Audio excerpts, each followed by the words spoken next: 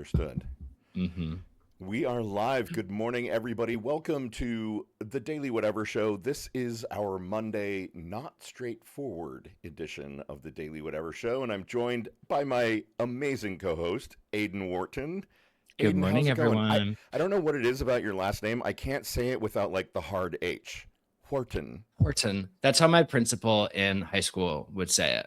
But like, it sort of felt like he was making fun of me. It feels like you're in on the joke.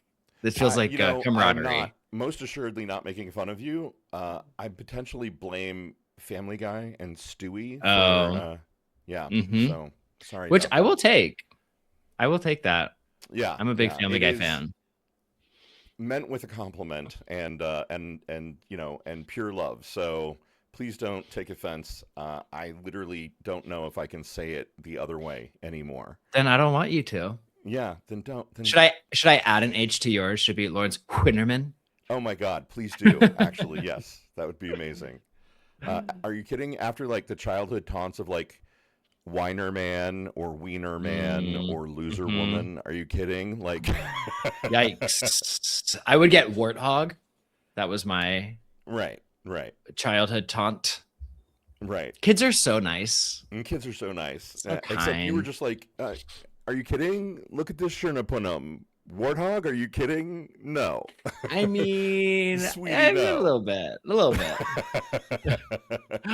Ah. Oh my Dude, God. it's so gross here. I'm like, I wanted a sweater today because I was like, I woke up super early and it was like still dark just because of the clouds. And I like lit some Right. candles and I was like, Ooh. yeah, I was like, I need a different energy this morning Yeah. to start the Yeah. week. Like we had summer last Mm-hmm. Monday for my birthday. It was literally like a summer day. It was 70 and sunny degrees and a nice little breeze. It was absolutely perfect. I was outside all day. And then, Oh, rain and freezing temperatures again. So fuck this winter. I'm this so is the ready for it to worst. be over. Spring. Spring is Right? so sad. Yeah. Yeah.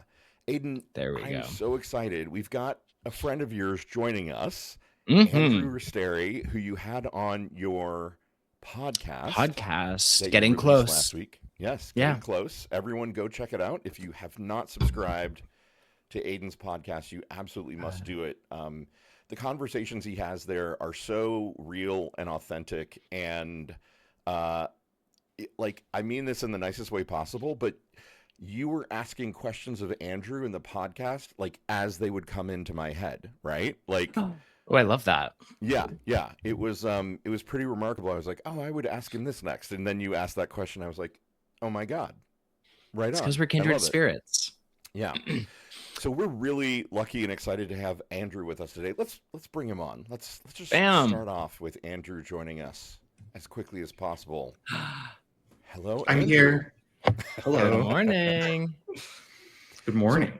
Andrew, I'd love it if you could introduce yourself to the chat. We've got a really active chat here at Not Straightforward and the Daily Whatever Show. I'd love it if you could just tell them They're who the you best. are, what you do. Sure. So my name is Andrew. I can do that, I think. My name is Andrew Restieri. I am a PhD candidate at Cornell University.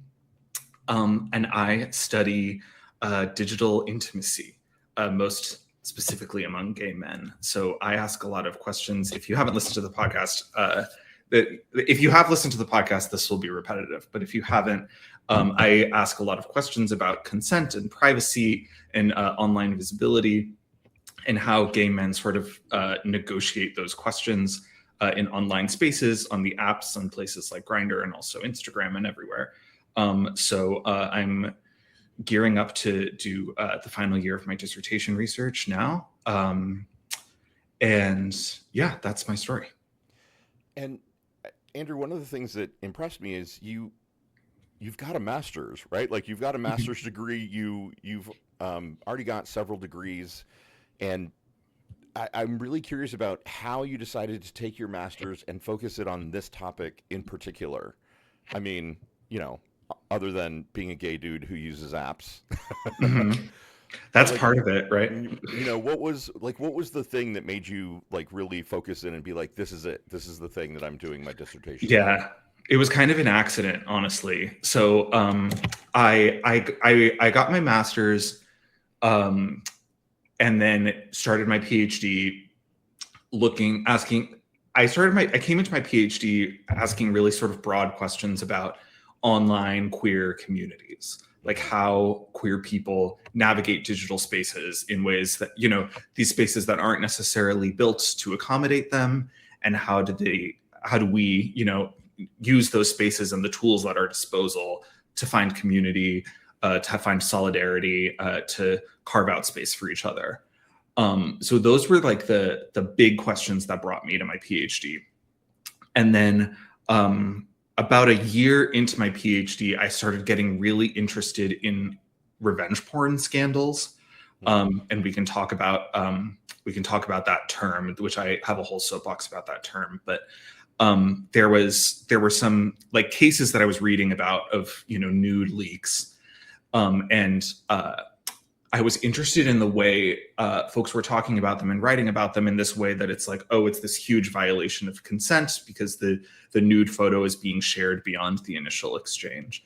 And that sort of simple definition of revenge porn actually like sort of stopped me in my tracks, thinking, I sort of feel like that happens all the time in gay male online sexual circles. Yeah. And it doesn't always feel like it's revenge porn, Right. like so like that was sort of what stopped me in my tracks early in my PhD and made me say, I actually think there's something here that I might want to explore further. Like, when does something become problematic versus when is it okay versus when is it actually kind of sexy? Like, how do the gay male practices around this disrupt more like mainstream or normative ways of thinking about what it means for your nudes to leak? Right. So that I sort of got hit like a brick with those questions about a year into my PhD, and I sort of explored it as a little rabbit hole and only became more and more obsessed, and have now dedicated my entire life and career to asking those questions. This is great. Like, you've been here for a minute, and I already have like 100 questions and directions that we could go off on. I just want to step back for half a second and kind of the early part of your answer, talking about gay men using online spaces in ways in which they weren't intended, right? Which is sort of the subtext of all gay male history across all time, right? Sure. Like, it makes me think of, like polari, the use of like a secret language to communicate in times where it was literally a death sentence to be out. And rest stops, right? Like, men's public restrooms, and using other spaces, public spaces, in ways in which gay men could connect that that aren't the way that they were designed for the rest of society. So that's kind of a fascinating piece right there. Is that still in any way kind of a piece of what your work is focused on? I'm just curious. For sure. I mean, I think there's such a rich it's like fundamentally a part of gay male history, as you said. And I think and Aiden and I have talked about this a little bit too, that I really I don't take this approach that these online platforms came in and like changed everything. Where I think gay men have been like navigating spaces using their own sort of coded language and behaviors as long as gay men have been around. And I think to start the clock when Grindr became popular is to ignore like a really rich history and a really like an interesting sort of backdrop for how and why gay men are taking up space in these sort of covert ways nowadays. So it's very much it's foundational. Yeah. It was even interesting. I just saw like a piece, I think it was from the New Yorker, that was essentially like talking about the ramble. And it again made me like, one of the top comments, which was the thought that I had, was like, again, like, do we have to expose like all of our gay culture moments to the wide world. I mean, it happened with like the Sniffies article last summer. And it was, again, it's like, where is the level, like, as everyone wants to explore everything and as everybody feels like they need to find the next scoop because we are all our own little empires, like, yeah, it like really made me think about privacy in a different way too. Hmm. Well, and I think also, Aiden, playing off of that, the idea that um, kind of gay exclusive spaces used to be Hmm. significantly more hidden, right? Like, Right. I mean, even on the internet, not that long ago, there used to be a site, maybe it still exists, I don't know, Bear 411, which, in the like Should we find ear- out? early 2000, yeah, go look. I have no idea if it's still there. The dude who ran it was a total fucking asshole, by the way. You could get banned just because you didn't like respond to his messages. It was absolutely like a personal little kingdom. But, for like the early 2000s, if you were a bear, you kind of heard about it from other bears. Like at a Hmm. bar, they'd be like, "Oh, are you on Bear 411?" And that was the way that you connected. It was absolutely, pre-mobile, or not pre-mobile phone, but pre-smartphone, pre-app for sure.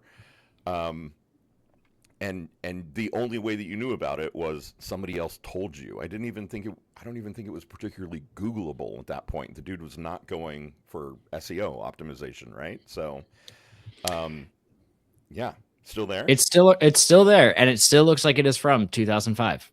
I mean, it like in 2005, that was the shiz. Yeah, If you were a bear and you wanted to get laid in 2005, that that was the was where you way. were. Yeah. Well, it also like this, I don't know if this is like the right place to point this in, but as I was thinking about it this morning, it also brought me back to the conversations, Lawrence, that you and I have had just about like how gay men and sex and fear and risk all live together. Hmm. And like, obviously, I think that is most apparent with the AIDS epidemic. But even now, when you think about like how we want to engage digitally, sexually, there is still this level of risk and fear that is still part and parcel. I don't think it's exclusive to gay people and like sending nudes. I think it's sort of broad, but it Yeah. was an interesting connection where I was like, even in this space where we want to have free, fluid sexual interactions, there is still this like looming specter of what happens to this when or if they get out. Yeah.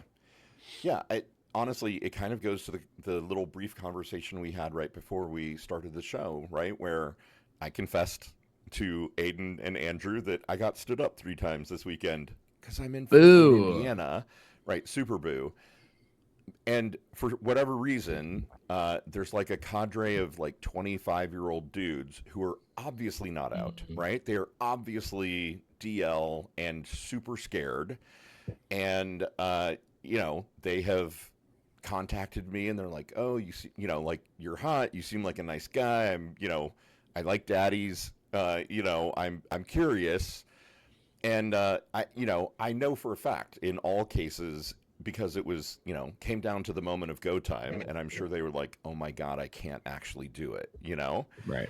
Um, and so I think that's an interesting piece of it as well. That like you guys are in New York City, the experience that you're having on the apps is in a way very different from the experience I'm having here, very different from the experience I had in Seattle because it's a different community of people, you know?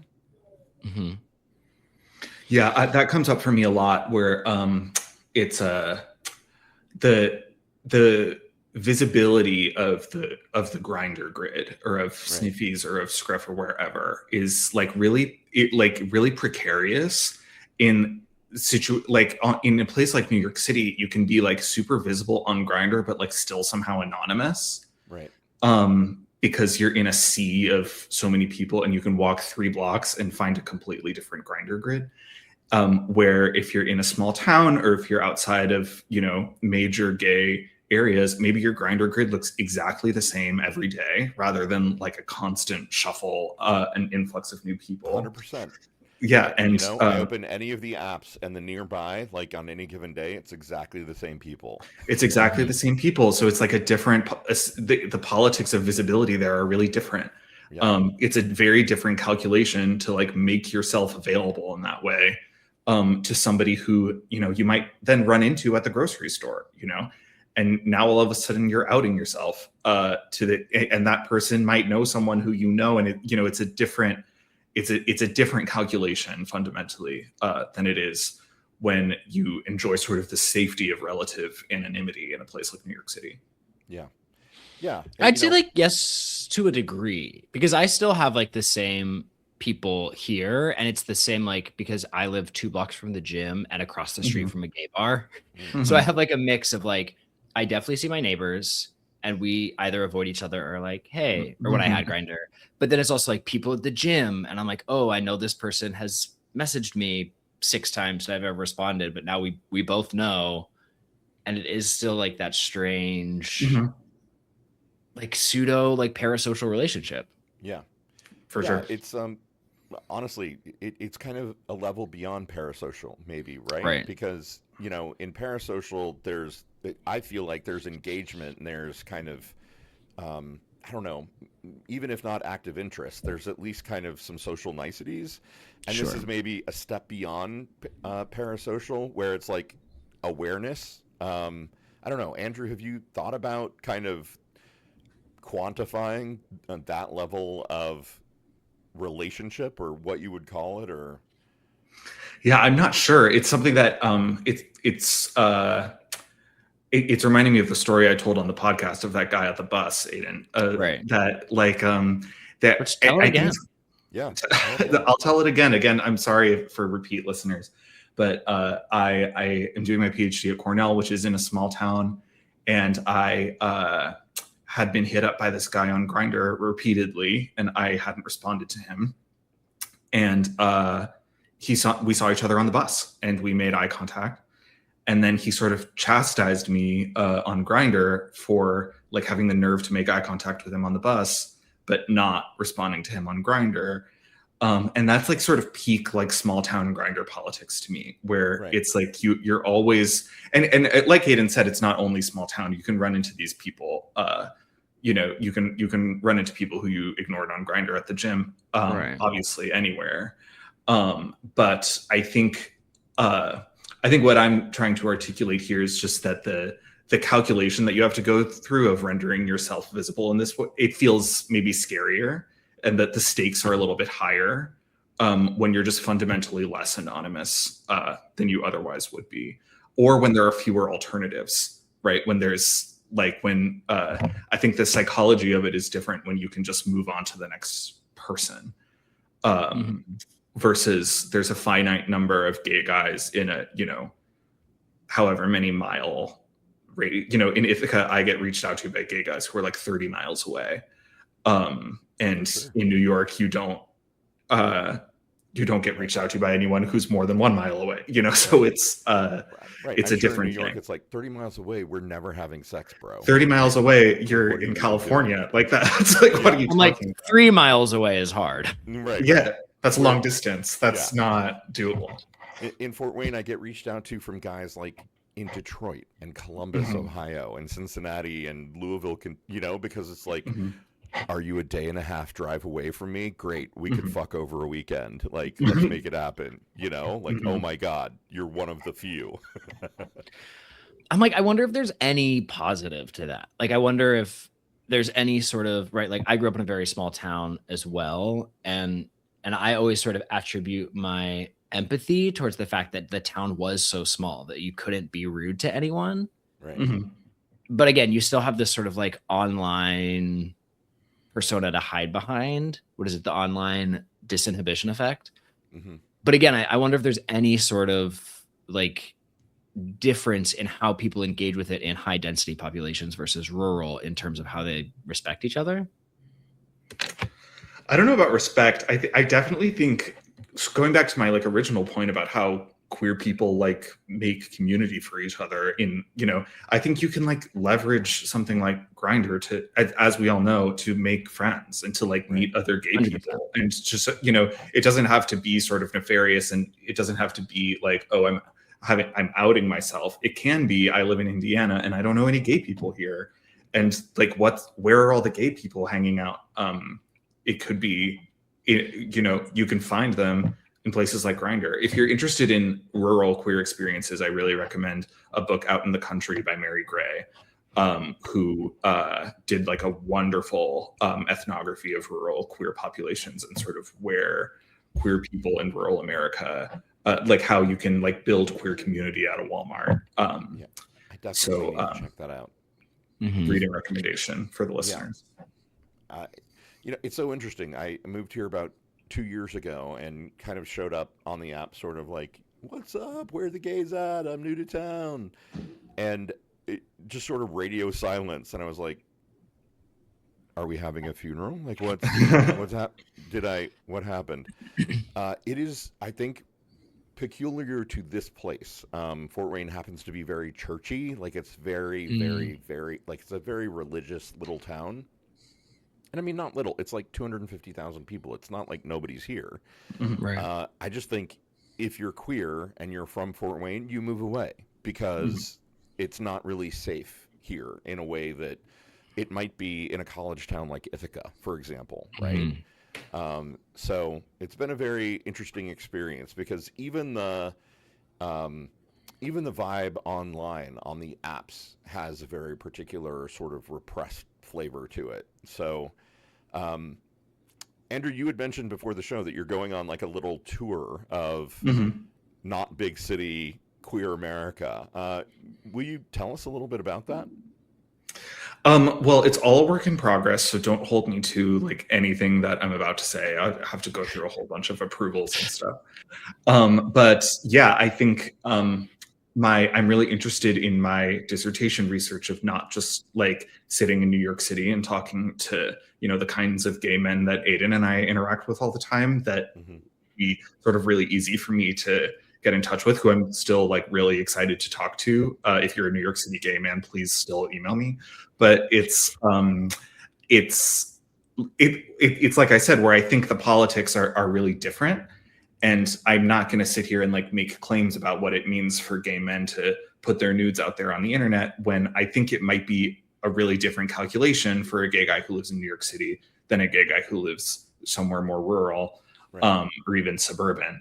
So I'm hoping to get at least like a taste of that by spending my summer hanging around New York City, but also hanging around some other spots around the country that we'll see how much funding I get and how much time I end up having. So before I'm working on a schedule for all of that now, but trying to investigate that question specifically of like, is it different for a gay guy who lives in Indiana to put their nudes out there versus a gay guy who lives in New York City? Maybe it's not, but I have to talk to like enough people and from both communities to arrive at a conclusion about that. Yeah. I mean, just anecdotally, I would say almost certainly it is different, right? Like I expect it to be. Yeah, like just the sheer number of disappearing pics that I get, right? Or the I will not under any circumstances show my face. Where I'm just like, baby, I don't care how pretty it is. Like, I'm not gonna suck it if you don't have a nice face. Like, come on. Andrew, no, go ahead. No. I was just wondering, like, has any of your research, and we didn't touch on this on the podcast, like cover like Snapchat and camming and like those other sort of not as mainstream forms of like gay connection? Yeah. So I ask that question because I'm really interested in like how people use different platforms differently, and like whether the rules of certain platforms are different for different people. And the response that I've gotten is this sort of level of platform like agnosticism, where it's like, we're going to do this no matter where it is, right? Like, I'm just interested in transmitting my nudes somehow. And like some platforms make that possible to do that in a way where, Grindr albums are a relatively new feature where you can have a little bit more control over it, and disappearing photos on Instagram. So the novelty of Snapchat has kind of worn off a little bit. So, but I expect there's more to it than that, where like maybe if you're in a more trying to maintain a higher level of like anonymity, you might pursue nude sharing on a platform other than say Instagram. Right. Where it's easier to attribute them to you. Vouch have had people actively move the chat to Snapchat because they want to share in a place where they can send it disappearing and then delete. Mm-hmm. And then delete. Yeah. And a lot of people will have like nude specific Snapchat accounts, right? It's not like their personal Snapchat. It'll be like some like XXX Snapchat account without their name on it. That's another sort of contradiction where they'll like the guys I've talked to at least have told me that it doesn't matter, that they'll do it wherever. But I expect there's more to it than that. Where yeah, I feel like there's like a level of like more security on Snapchat because it has those like built-in features. But and go ahead. Yeah.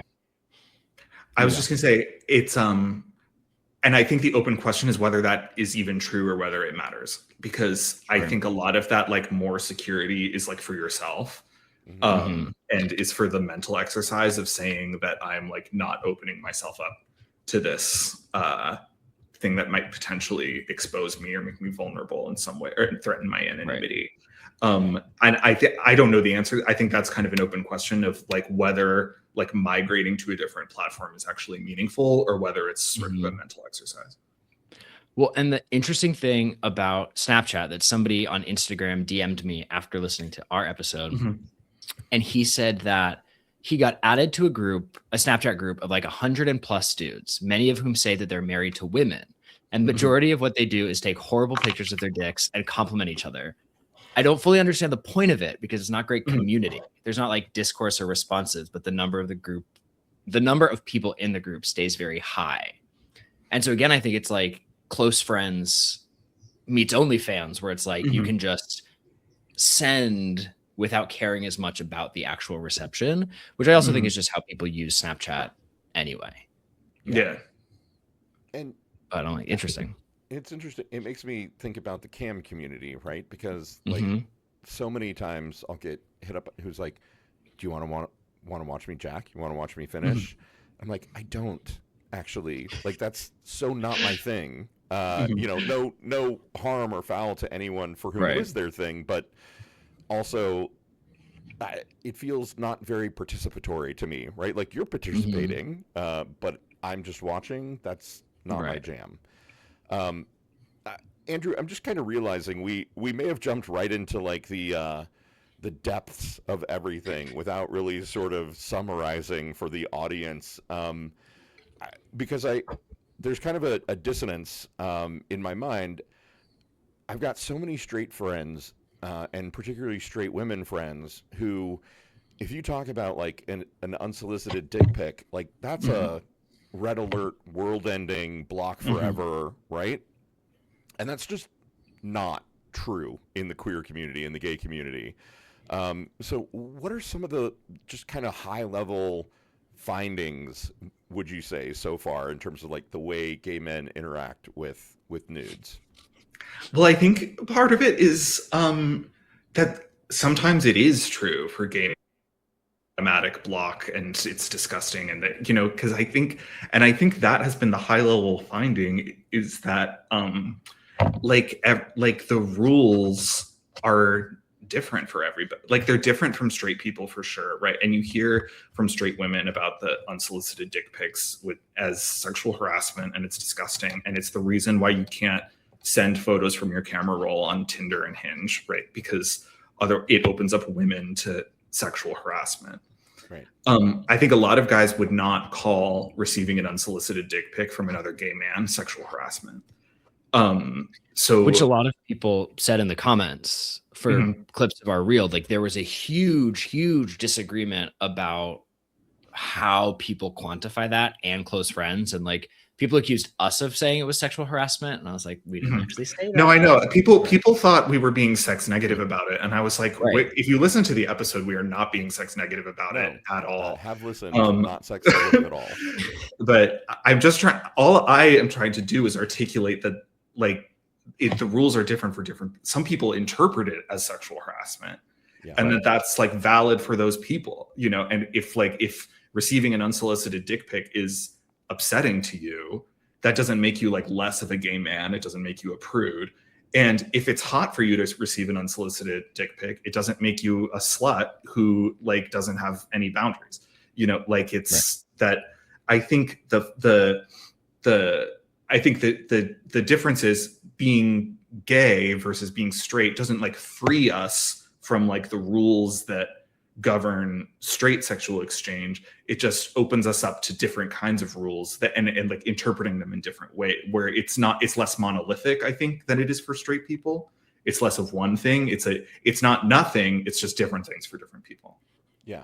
And I think listening to the podcast and Andrew listening to you talk about it, that was the predominant thing that I came away with, which is, if anything, it is highly, highly specific, right? Like there are some dudes who in their profile say, for the love of God, do not send me your unsolicited dick or butthole pic, right? Like I will block you if you do this. And I have absolutely seen profiles that are like, if you're not showing me that ass, like don't even talk to me, right? Like, and so it's really almost not just a patchwork. It is absolutely dependent upon the person that you're interacting with and what their personal boundaries are, right? Yeah. And like how attracted you are to them. Right. And like your level, like I think that's the other thing about Grindr that I don't think we covered as much on the podcast is like you're going to behave differently at 10 a.m., 1 p.m., 3 p.m., and midnight, Right. And like if somebody sends you a nude at 10 a.m., there's a higher chance that you're going to be like, but if you're like bored and horny at midnight and that same person sends you the exact same picture, you'll be like, oh, okay. Like, and again, so it obviously is like so nuanced. How cock hangry am I at that point? Right. Well, and the fascinating thing is Isn't that always the Sniffy's, they said that Sniffy's most active time is 1 p.m. on Monday. Really? Mm-hmm. All right. Well, TikTok, you got a couple hours. Get ready, everybody. No, everyone get ready to go. Yeah. Yeah. It's such an interesting point that there is also, forgive me for going here again, but like, is it pretty, right? Like, are you sending me an unsolicited dick pic? I mean, I got to tell you, there was a time that somebody sent me a dick pic and I was like, that is a hate crime. Like that is the ugliest cock I have ever seen in my life. You sending me that unsolicited is like a war crime. You should be in Den Haag being persecuted for a war crime for sending me that. I can't unsee it. Which in that case, they should go read my article about how to take a pretty dick pic.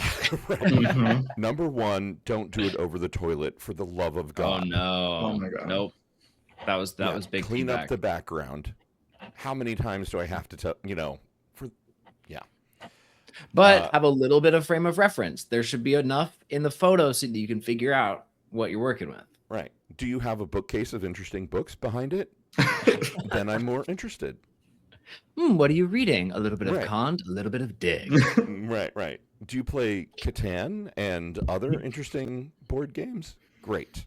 Much more interesting. Well, actually, somebody, now I can't even remember like where this might have been on a reel about Grindr. Somebody said that he put in that like on his front page of his Grindr picture, his first picture, that he put like him in cosplay, and he put on his binder that he was into cosplay because he's like, I know that is going to limit my chances or limit my number of people, but I know that I will find the right person. And I think he said he found his boyfriend of like many, many years.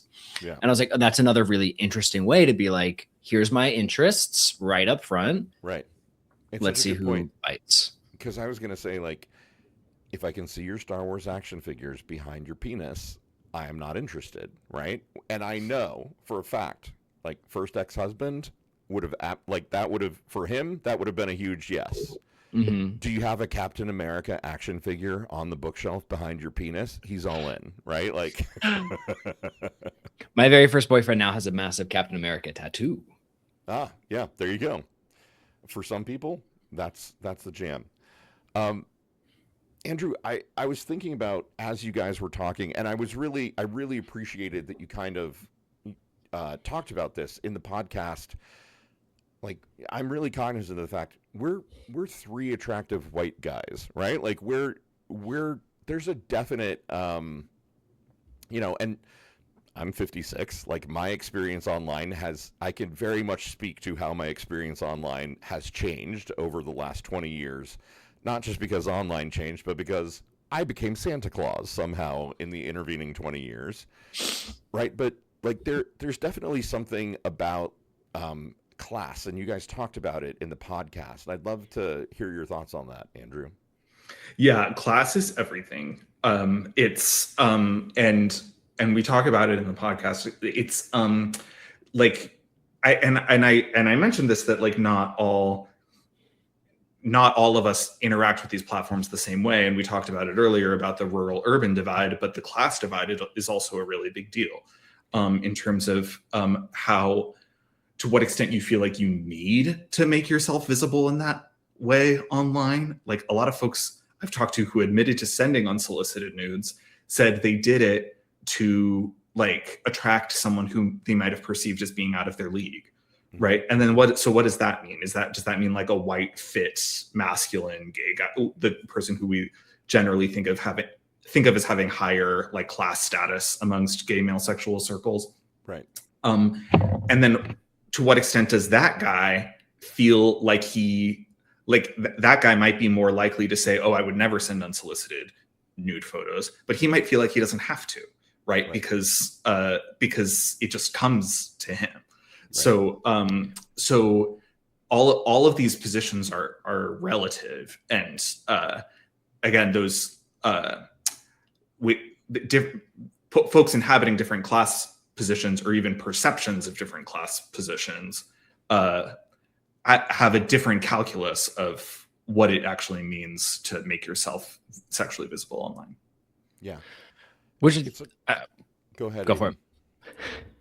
Oh, I was just say like that was, I think, like the biggest thing. It was Andrew and I had our first talk like probably a year ago or so, something like that. And on that phone call, you were like, "Let me guess, you don't send a lot of unsolicited nudes." I was like, "Not really," and you're like, "But I bet you get a lot of them." And I was like, "Oh yeah," and then you were like, "Well, that is because of this sort of class disparity," right? Which is like, again, like I think the biggest thing about privilege is that you don't know it is a privilege that you have until you are made aware of it. Yeah. And that really shaped my perception around how I exist on the apps and like what sort of that means. I forgot this on the podcast. I forgot number 5, but the 5 things that people look for in a Grindr picture inherently is tall, white, masculine, muscular, and athletic. And athletic is basically just if he thinks you're a top or not. Right. I had this conversation with my ex in Seattle, and I was like, he's 35, but still kind of relatively new to coming out, like doing the whole I'm bi and DL, but I really love having sex with guys. And I was like, baby, you are tall, attractive, hung, and a top. You are going to be swimming in offers. Like, and his experience online on Sniffies or Grindr is vastly different from mine, right? Because he literally, and he's got a really pretty cock, and so like he just shows it and has 100 offers, and so his experience of using Sniffies is he's always in anonymous mode, because if he's not, he's literally inundated with offers and too much to kind of keep up with, and so they're absolutely, and by we're defining class essentially as like attractiveness, right? And Aiden kind of on those 5 parameters that you're talking about. I mean, correct me if I'm wrong. Are we talking about class in terms of, we're not talking in terms of money or education or any of those other parameters, are we? Go ahead, Aiden, and then I'll go. I think about it in terms of like currency. Ironically, you said not money, but like currency, right? Like we all have differing levels of currency. And I think like that has been a helpful way for me to think about it, because even when I did this little like survey about masculinity last week, the most perceived physical trait that people associated with masculinity was hair, like either face or body, right? Yep. And I think the fucked upness of gay culture is like you can feel like the best thing in the world until you stand next to someone who has a currency you don't have. Correct. And then you're like, oh, and now I feel bad about myself.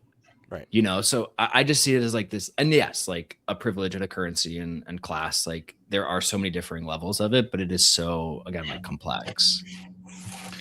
Yeah, I like the use of currency there because yes, we are talking about attractiveness, but obviously attractiveness is like relative and subjective, and all like not everyone is looking for like a muscular white top, you know. So I think it's and we talk a little bit on the podcast about the like sort of economy of like Grindr as a sort of economy and your nudes as being like entities of value. And I think that's sort of like it's what's valuable to you, right? Mm-hmm. And for a lot of people, what's valuable is, you know, white masculine tops with pretty cocks or whatever. But that's not Why what's is it funny when Andrew says it? It was funny when you said it too. I just am like, and then again, I'm just like, I love that we get to talk about this. I know. Right. What a great way to start our week. But it's all relative. It's, you know, it's what currency you value. So yeah, class takes on a whole bunch of I mean, some people are looking for someone who's like educated and rich, right? Like or like the more traditional markers of class. But and like wealth gives you access to certain places, like especially in New York. I'm like, we're literally talking about going out to Fire Island this summer, and I'm like, that is like a $2,000 trip at minimum for a week. At minimum, yeah. And like as a and you're sharing a house, and you're you know, like it's not, yeah. And it's like I've had conversations with friends of mine who are much wealthier than I am, and it's not a thing that they think about. Or like going out to parties, it's like if a ticket is $100, like that's a very different investment for me than it is for somebody who works on Wall Street. Right. Yeah. The circuit parties, the Fire Island thing, that's like a absolute like marker of class difference. 100%. So we all probably know people who prioritize that, right? Like I absolutely know guys who their life mission is to go to every bear party they like, Sieges and, you know, Russian River and every big bear party in the world they've gone to. They're there every year. Like they work only so that they can do that. And I know there are guys who do that for the circuit parties and other stuff as well. Like that may be a currency for some people, but it is a lifestyle that you have to have money to be able to afford. Completely. Yeah. And so and that's what I'm talking about in terms of class is that there are and I think it reinforces the thing that I was talking about earlier in like not thinking of like gay spaces as like democratized, right? Or like as like fully liberatory and free from like the perils of heteronormative capitalist society.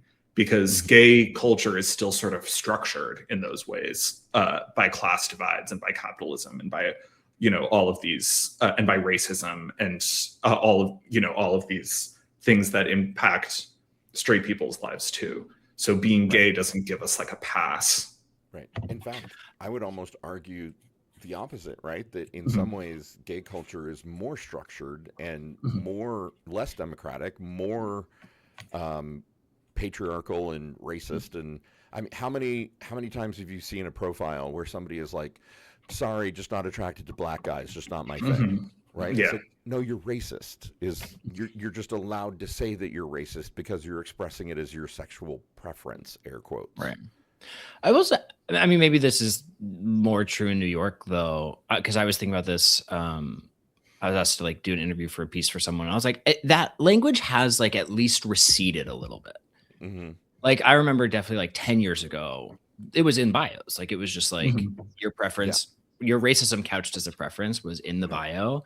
Right. And now at least like, you know, I don't know if that has changed or if it's just less visible, but at least I have to imagine that it has made like a little bit more of a impactful space.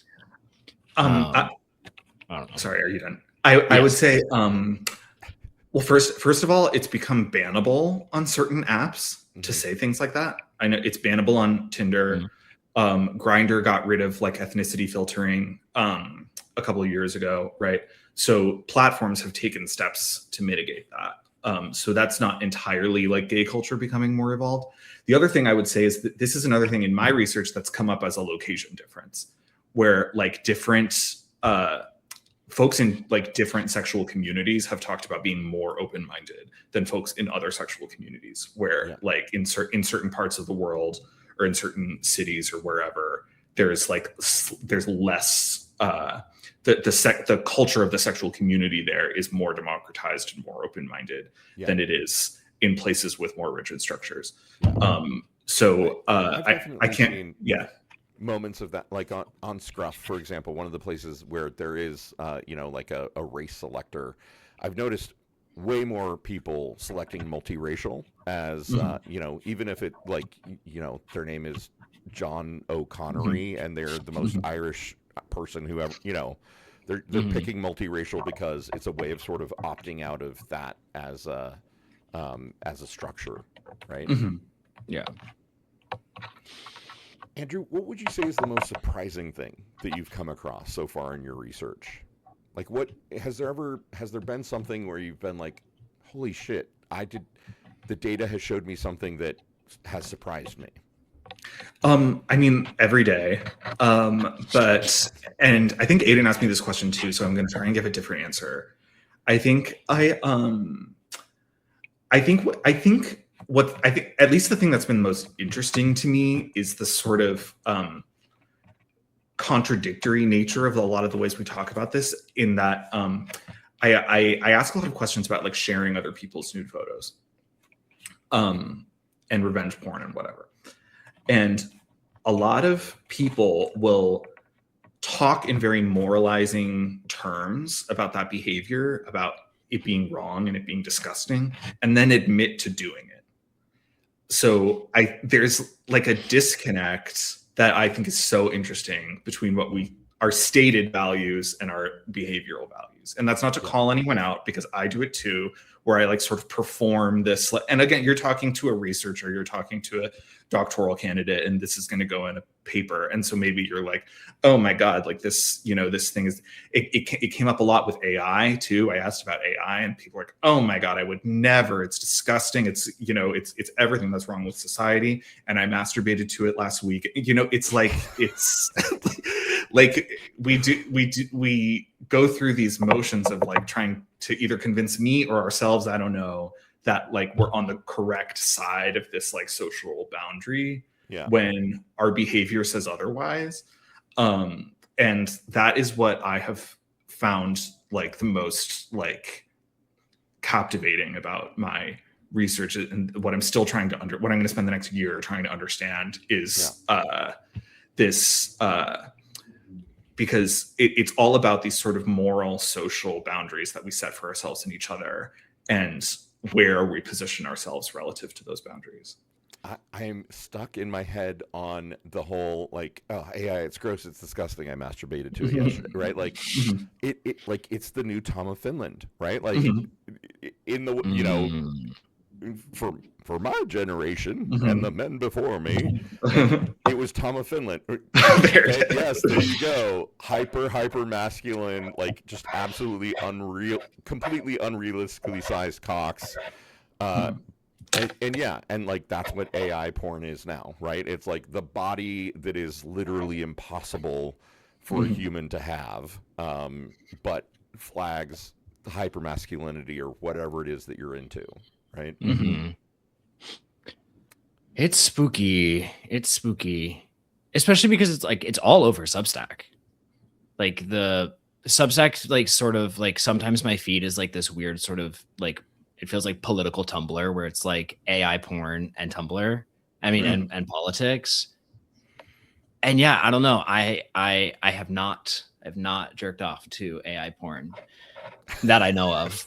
Marked safe. But again, marked safe from, and it's just like it's so interesting. But I hadn't thought about it like Tom of Finland, because I guess we were already doing it. Now it's just not a person putting it out. The way that we did it is you needed somebody who was a really talented artist and pervy in the same ways that you were pervy, right?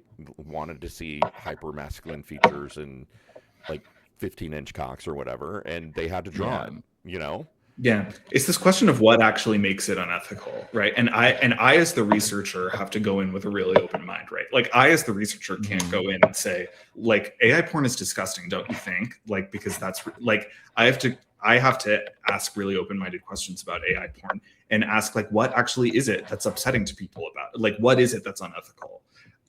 And some folks can really clearly articulate that, and some folks like really can't, and like have the capacity to find it hot and have the capacity to masturbate to it, and like that's okay too.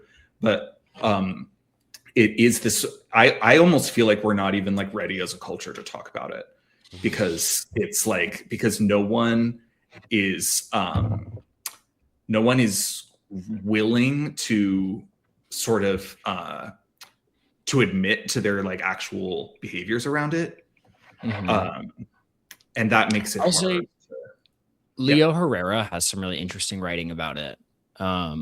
He had a piece called "The Rape of Henry Cavill," and this was maybe like a year and a half ago when Henry Cavill was like the prime example of everyone just taking his photos and putting them on any sort of generated image, and just like questions about consent. And it's interesting because I'm like, I have a really visceral reaction against it, but I don't know if I can verbalize exactly why. Well, there's also a difference between deep fake porn and like general AI porn. Right. Those are two different things. And I think the politics of those two different things are really different.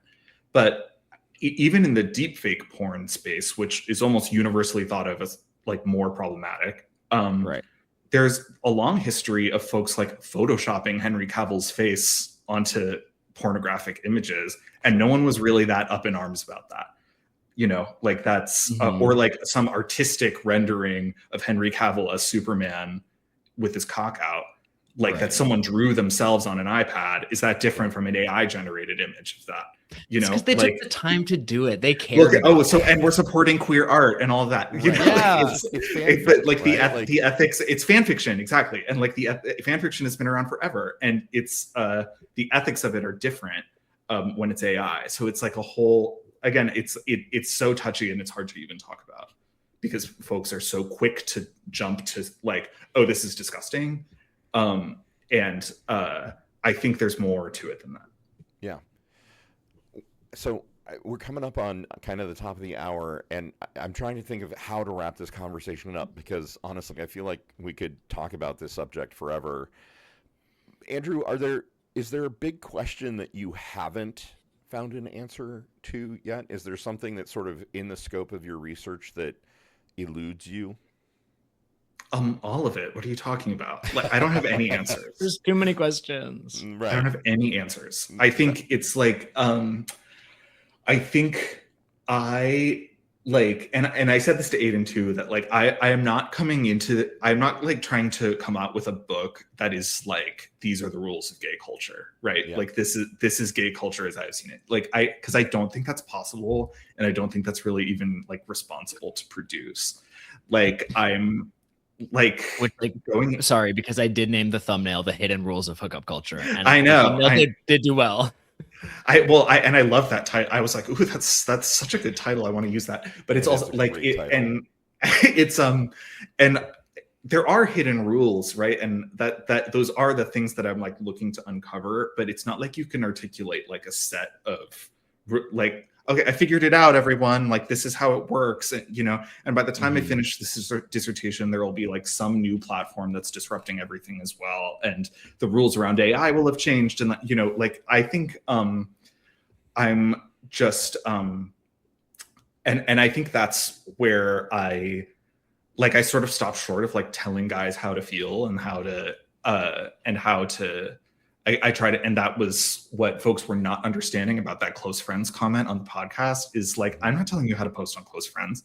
You know, like I'm not telling you this is how gay guys post on close friends. This is how like a couple of gay guys that I've talked to post on close friends, and this is how they feel about it. And I'm gonna sort of extrapolate from there of like what I think the implications of that are. But it's all questions at this point. It's no answers. Well, I mean, and it kind of goes back to that thing we said earlier about how it is so specific about the two people interacting, right? Like the hidden rules of hookup culture are whatever 2 or 3 or 10 people are flirting and, you know, exchanging messages it's about that dynamic that's created in that moment. You know, somebody who absolutely positively doesn't want to see a dick pic, and somebody who, you know, unequivocally will not hook up with you unless they see a dick pic, right? Like, it's absolutely sort of situationally generated depending on who's doing it. I'll also, like, I don't know if this is the right place to like take it into the home stretch too, but the like reason why, because I think something else that I wanted to address in the comments, but like the comments weren't the right place to do it, is, you know, we'd get like, people are dying, you guys, like, why are you talking about this? And I think too, like, even going back to the privilege and the class and the currency, like, at least my goal in talking about these things, right? I think the digital platforms, for all of the good they have done, have made us much less patient with each other. They've stratified us much more. Yep. And so, like, the lane that I view this in is, the more that we talk about this thing and have a little bit more patience for other people, and like, especially like the conversations I have with like the higher currency, like white gays, to be like, have you ever considered these things in a way that actually lets us become closer to each other? Because that, in my opinion, is the only place to start to then enact the other change that we need to do. Like, the gay rights movement used to be much more unified. It still had many, many factions, but now we are so disunified. And it's like, if we can just like each other a little bit more and have a little bit more patience for each other, we can then like move the needle, I think. Yeah, I think that was actually like a better way to put it than I even could have put it myself, because my response to that was kind of like fuck off. I don't have to justify the importance of my research to you, because if you don't care about it, then you don't care about it. You know, I think it's and it's true. People are dying. Like, I have never claimed to be curing cancer. You know, like it's but I think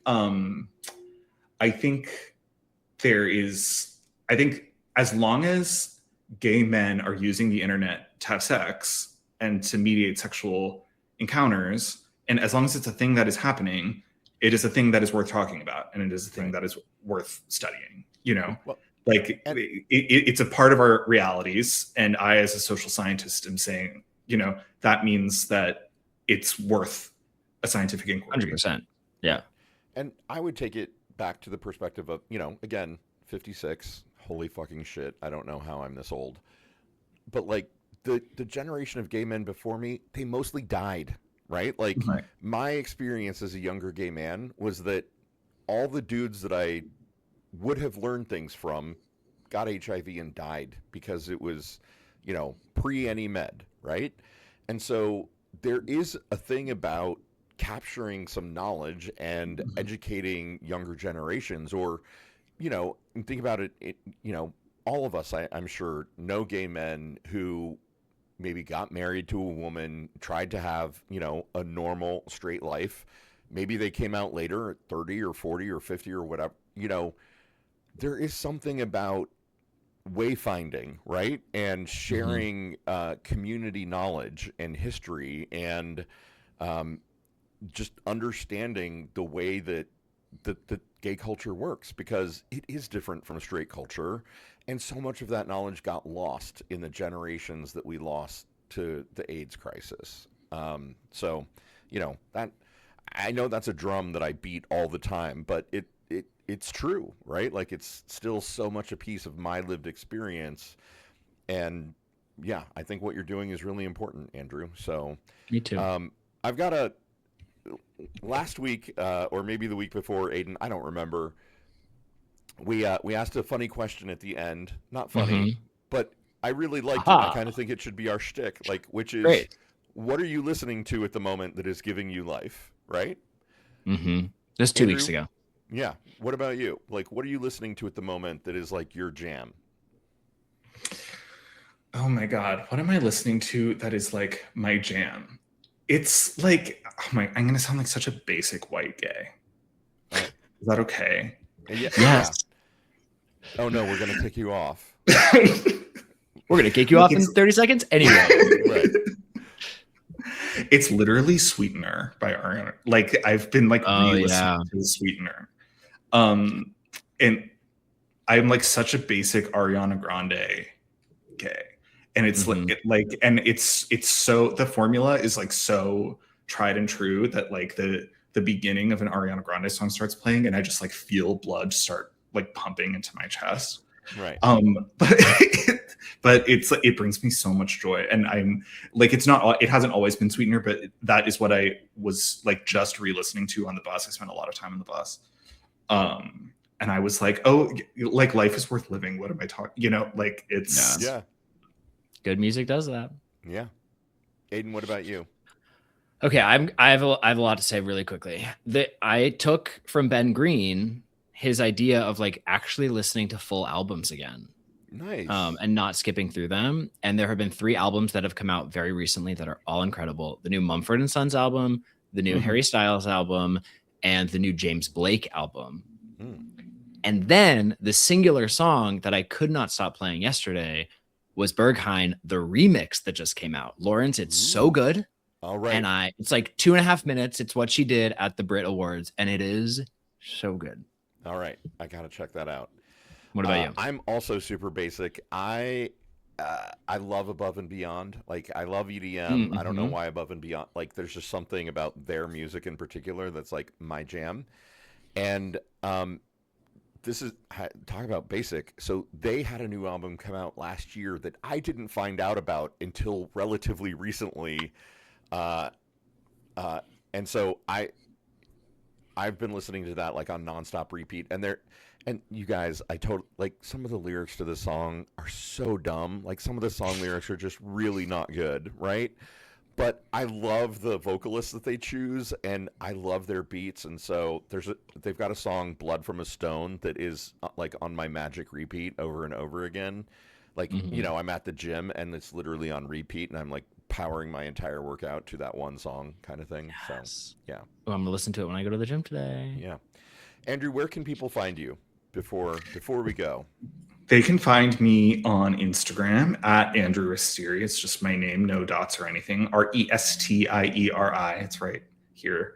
You can also find my website, andrewrestieri.com, which has more information about my research, and my email is linked there. And that Substack account that has 2 subscribers, is that actually it has you? it is actually me. I made it like a month ago, and I was like, I am at some point going to start writing on it. That point has not yet come, but hopefully it will at some point in the future. Subscribe so that when Andrew does start publishing things on Substack, you can go read it there. Get it. Aiden, what about you? Where can people find you? Instagram, Aiden Wharton, Substack, Gay Buffet, podcast, Getting Close. Yeah. All right. I am also on Instagram, although I can't remember what is my porn account and what's my real account, so I'm not actually comfortable to. I think it's Ellie Winnerman. I think that's the clean one. I think so. Yeah, it's definitely not Beefy Papa. Don't look at that one. And I'm here on Substack, lwinner.substack.com. I just published this morning my first speculative fiction article based on the 2 kind of hinge events that I explored in my 2 most recent articles. So this is my whole little thing where I'm doing a triptych. It's 2 articles kind of talking about current events and trends that are happening, acceleration events that are happening in society and culture and politics. And then the third piece is always going to be a piece of speculative fiction based on those 2 things. It's about oil prices spiking in the Strait of Hormuz, but it's set in 2029 during a Gavin Newsom presidency. So go check it out. I'm really proud of this one. Andrew, Aiden, thank you so much. This was such a fun show, you guys. Always. Thank you so much for having me. Andrew, when do we get to read your stuff before we go? You'll know when I do. All right. Awesome. Thanks for being here, everyone. Have a great day. Love you, mean it. Bye. Bye. Bye, chat. Bye. Bye, chat.